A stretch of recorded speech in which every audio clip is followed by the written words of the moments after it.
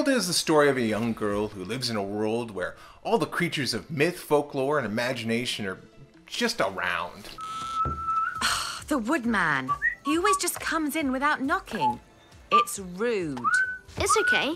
He probably just wants to get warm. Before the series began, Hilda had spent her entire life in the wilderness, living with her mother and pet deer fox, Exploring and socializing with all manners of beasties. But because of an incident involving some elves and mountain giants, they are forced to move to Trollberg, and Hilda must learn to adjust to city life, while the city life has to learn to adjust to her. It's not like the city is devoid of magical creatures, it's just a different ecosystem. You have house elves and ghosts and weather spirits and a bunch of other secrets that the town holds. It's basically a better version of Blight, exploring what would happen if these things were real and how humans would cope with them. And since the town is named after a giant wall to keep trolls and other creatures out, you can kind of guess how that went. But of course, Hilda is about to change all that. I'm Hilda. I just moved here. Want to be friends? I love this charming little series. And while I could talk about my favorite stories, the rich history of European graphic novels that has clearly inspired it, or how I love both the expressive art of the original comics and the sleek, clean style of the series, today I'd like to talk to you about the series' most striking feature and one of its greatest strengths. How the series uses color to establish its identity and tell its stories. Because color is definitely the first thing you notice about this series.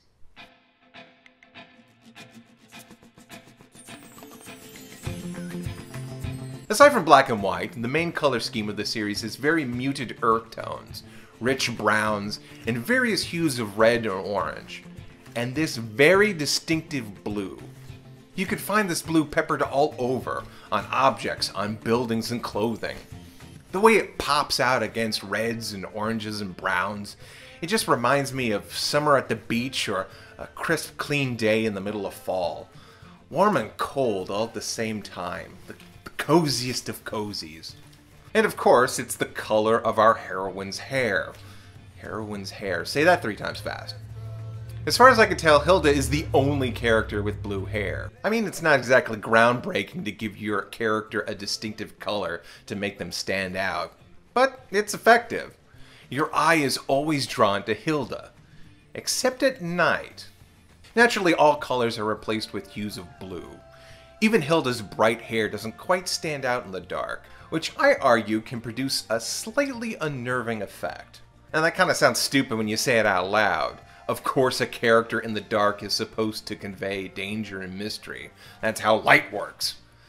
But in contrast, let's take a look at some examples. Even though these characters are in the dark, the brightest, most iconic parts of their outfit still create a contrast, separating them from their environment. But Hilda's hair is so distinctive in daylight, and so unremarkable at night. When she starts to blend in with everything in the world, it's kind of a subtle way of saying that the situation might be beyond Hilda's grasp. Wow, that was pretty traumatic. Speaking of, remember how I said that the shade of blue is peppered all around the world?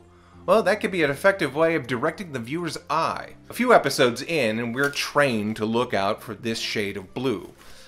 Is that Hilda? Oh, no, it's just a book. And with that in mind, you can now get our eyes to move any direction you want. From small plots of blue to large plots of blue, from blue in the foreground to blue in the background. Let's just take this screen grab for example. Okay, so depending on your neck of the woods, your eye will probably move from left to right. So what do you notice first? Well, this blue car is pretty pronounced, and it's cropped out of the frame, which will naturally draw the viewer in. Then you climb up to the roof, jump up to the bell tower, and dive down to the face of the house. Spot the little roof in the back there, and oh, hi Hilda.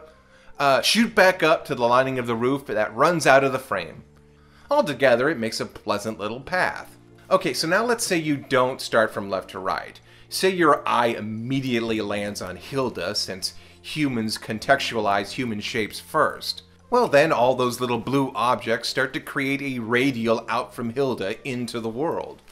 And just for fun, let's take a look at the orange in this scene. Oh, hey, look at that. It makes a nice little complement to the objects that are blue. Who would have guessed?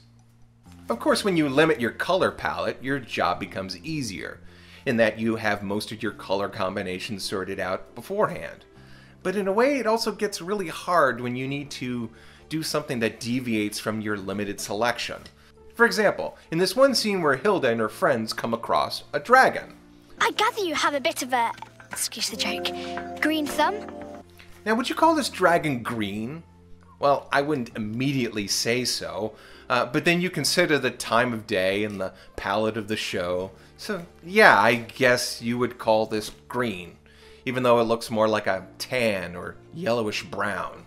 If they really wanted to make it clear, they could have introduced a brighter shade of green, but breaking the rules would have made it look really out of place. Which brings me to my next point. Breaking the rules to make things look really out of place. The brightest, most vivid green in the whole series belongs to the Mara and their magic. Limiting spoilers as much as I can, the Mara enjoy feeding off the misery of others by invading and spreading nightmares among sleeping children. And this distinctive green lends to their otherworldly nature. Also, the first Mara we see in the series is dressed in a pale pink, which is another unusual color for the series. And finally, there's her. She's the mysterious librarian of the Trollberg Library. She has access to a secret study where Hilda finds a book of spells which nearly ends in her absorbing the souls of her best friend and mother. Aside from that, she always seems to know the exact problem Hilda is having and where to find the answer. The ghost of Craigie Williams stole his book back. Now we just need to figure out where to find him.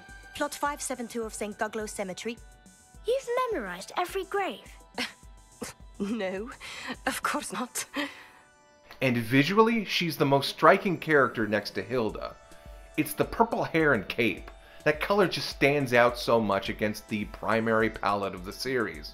Now I know that the books have been going on for a lot longer than the series, and I'm not sure if the librarian plays a bigger role in events to come, but just from the visual cues alone, I could tell this was going to be an intriguing character.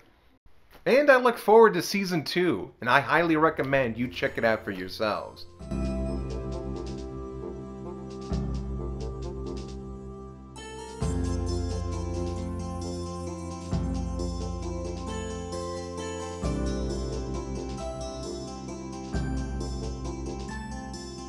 You find my pain funny? I find everyone's pain funny but my own. I'm French.